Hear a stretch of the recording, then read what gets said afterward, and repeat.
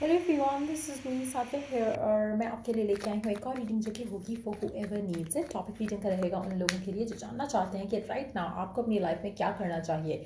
चाहे आप love life की बात करो, चाहे वर्क लाइफ की बात करो, चाहे कैरियर की बात करो, चाहे कोई भी एरिया ऑफ योर लाइफ है, आप अगर जानना चाहते हो कि राइट नाउ क्या करना आपके लिए बेस्ट रहेगा, तो वो जानेंगे हम इस रीडिंग में। So stay tune. और रीडिंग शुरू करने से पहले रिमाइंड करवा दूँ कि ये एक जनरल रीड है, सबके साथ मैच कर भी सकती है और नहीं भी। सो जो बातें जो मैसेजेस मैच करते हैं आप उन मैसेजेस को पिक करो और बाकी सब को छोड़ दो।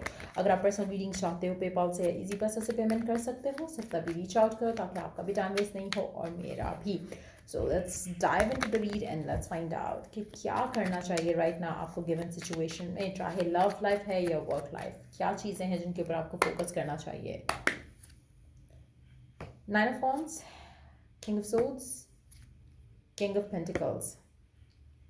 अच्छा, एक चीज़ आपको स्पेशली वो लोग जो लव लाइफ में स्ट्रगल कर रहे हैं, आपको एक चीज़ अंडरस्टैंड करने की बहुत ज़रूरत है यहाँ पर। आप जितनी मर्जी कोशिश कर लो गिवन सिचुएशन में, आपकी लव लाइफ अपने पर्सन के साथ अच्छी नहीं हो सकती। क्यों? क्योंकि आपका पर्सन राइट नाउ चाह ही नहीं रहा कि अच्छी हो। उसको स्पेस देना बहुत ज़रूरी है राइट नाउ।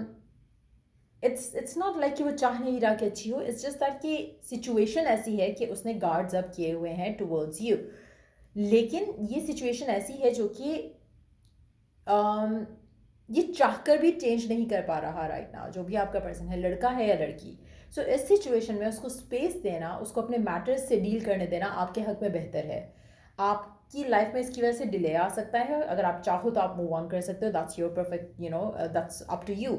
अगर आप चाहते हो कि कुछ जल्दी से आपके लव लाइफ में अच्छा हो जाए या कुछ जल्दी से हो जाए, तो मुझे लगता है कि अगर आप पेशेंट नहीं हो तो आपके लिए इस सिचुएशन में रहना ठीक नहीं है।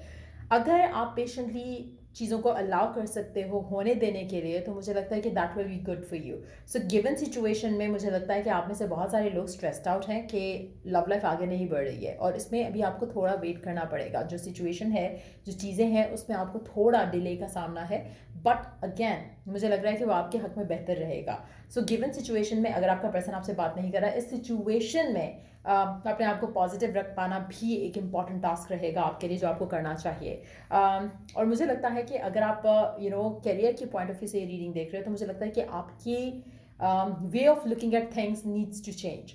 आपको ऑफर्स, अपॉर्चुनिटीज़ मिल सकती हैं, आप जो चाहते हो वो भी मिल सकता है, लेकिन आप उसको उस एंगल से नहीं देख रहे हो जिससे देखना चाहिए। हो सकता है कि आप एक स्पेसिफिक जॉब की तलाश में हो, लेकिन वो जॉब आप गलत जगह ढूंढ रहे हो, सो उसकी भी पॉसिबिलिटी है। सो आपको अपना अपनी लिमिटेशंस ख़त्म करके अपनी अपॉर्चुनिटीज़ को डिफरेंट तरीके से देखना चाहिए राइट नाउ।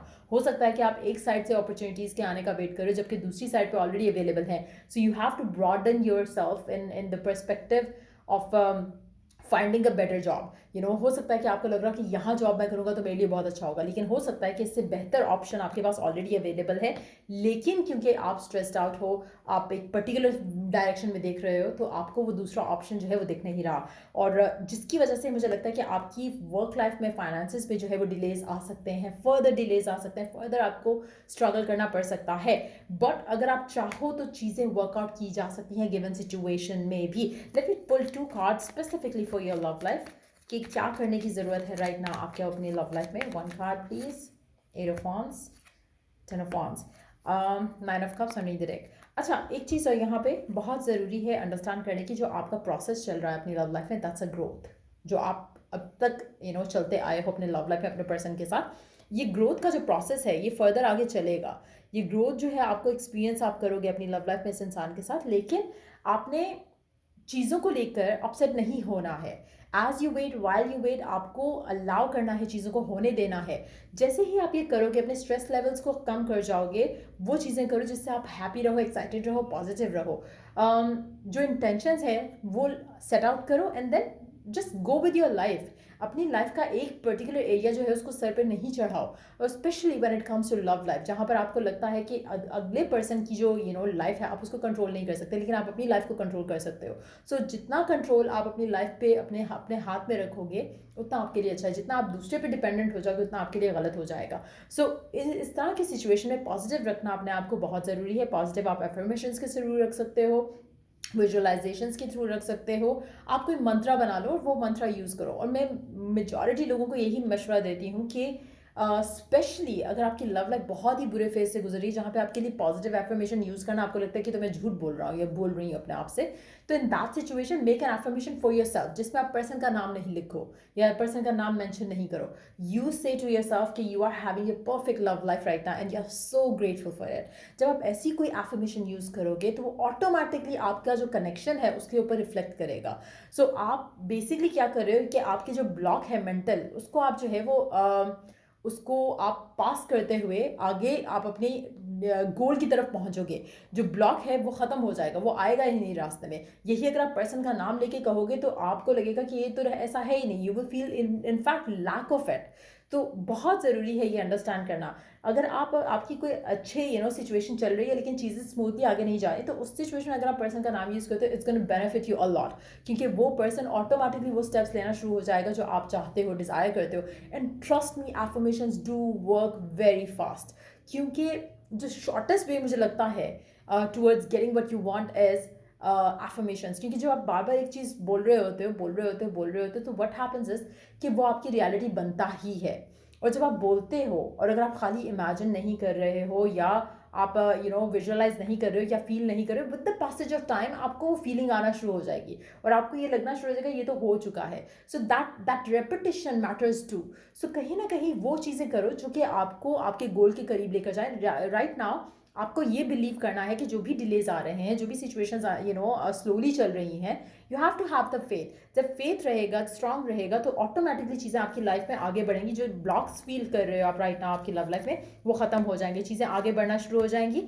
लेकिन मुझे लगता है कि मेजॉरिटी लोगों के लिए पॉजिटिव रह पाना मुश्किल होगा.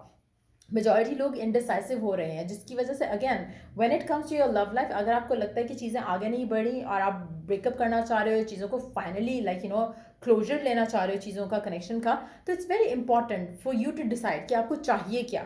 आपको ये पर्सन चाहिए, आपको कोई और पर्सन चाहिए, आपको लव लाइफ में कुछ और चाहिए. What is it that you truly desire. आप में से मेजॉरिटी लोगों के लिए जो डिलेज आ रहे हैं उसमें कहीं ना कहीं आपका अमल दखल बहुत ज़्यादा है. एज एन आप खुद क्लियर नहीं हो कि आपको ये पर्सन चाहिए, आपको वेट करना है या नहीं करना. अगर आप खुद डिसाइड कर लो पहले, तो मुझे लगता है कि आपका पर्सन भी इस सिचुएशन से जल्द निकल पाएगा जहां पर वो भी गिव इन करने के लिए रेडी होगा. जैसे लाइक आई सेड अर्लियर, अगर आप एक डिसीजन बना लेते हो, आप उसके ऊपर एफर्मेशन बना लेते हो and then you keep repeating that to yourself, और जब वो हो आप रिपीट करोगे तो ऑटोमेटिकली आपकी लव लाइफ आगे बढ़ जाएगी.